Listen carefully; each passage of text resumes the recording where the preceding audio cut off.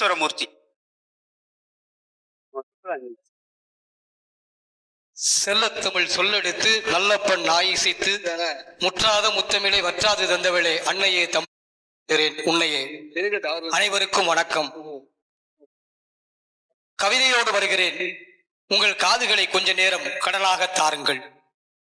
ஊரெல்லாம் ஒரே பேச்சு, பேச்செல்லாம் ஓயே போச்சு. ஏசி பேசி திரிஞ்ச காலம் போச்சு. கைபேசி இல்லைன்னா கௌரவமே போச்சு. நேர்ல நின்று பேசினதெல்லாம் போச்சு. ஏன் டெல்லுல பேசுறதே பெருசா போச்சு.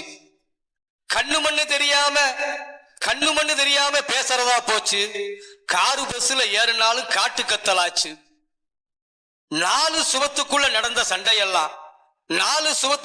சண்டையெல்லாம் ஊரு உலகத்துக்கும் தெரியறதா போச்சு.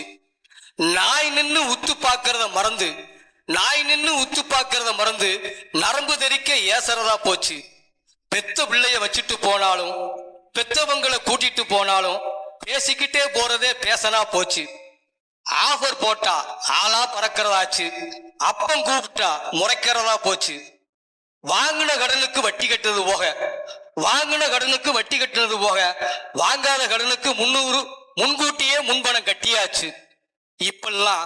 இப்பெல்லாம் ஆஞ்சியோ பண்ணி இருந்தாலும் ஜியோ இல்லைன்னா என்னவோ போலாச்சு. ஜிபி ஏறுதான்னு பார்க்க போய் சிலருக்கு இப்ப பிபி ஏறி போச்சு. எல்லா ஸ்டார்களும் பின்னால போக ஹாட் ஸ்டார் இப்ப முன்னால வந்தாச்சு. நிலாவை காட்ட நேரம் இல்லாம கைபேசி காட்டி கவலைச்சோறு ஊட்டியாச்சு. 3000 ஆண்டு நம் நாகரிகம் எல்லாம் முகநூல் விமர்சனத்துல மோசமா போச்சு. ஷேர் லைக் எல்லாம் சோறு ஓடுங்கிற சுபாவம் அதிகமா போச்சு. கூடி நின்னு பேசிய காலம் குறைஞ்சு போச்சு. ஏச்சு பேச்சு எல்லாம் போச்சு. எல்லோர் மனசும் எல்லாம் போச்சு. உலகத்தோடு ஓட உருவான அறிவியல் கண்டுபிடிப்பு தான் கைபேசி. அத மூலச்சலவைக்கு முதலிடம் கொடுக்காம வாசிப்பின் பெருவெளிக்கு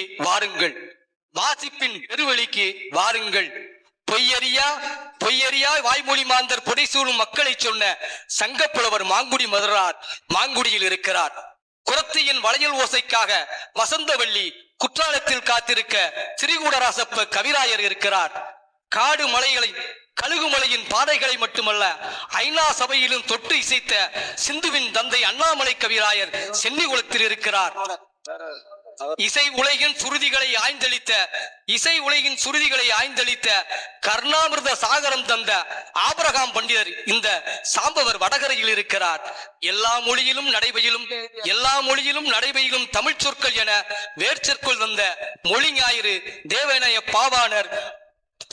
பாவாணர் இருக்கிறார். வாடி வதங்கிய போதும் பாடி திரிந்த பாரதியை பத்திரப்படுத்திய செல்லம்மா பாரதி இதோ கடையத்தில் இருக்கிறார். பன்மைத்துவத்தின் பக்கத்தில் அகற்ற முடியா இருக்கையில் அமர்ந்திருக்கிறது நம் தொன்மைகள். பொதிகை மண்ணில் நாம் வைக்கும் காலடிகள் எல்லாம் கீழடிகள் தான். வாசியுங்கள். வானம் அழகு, வாழும் மனிதர்கள் அழகு.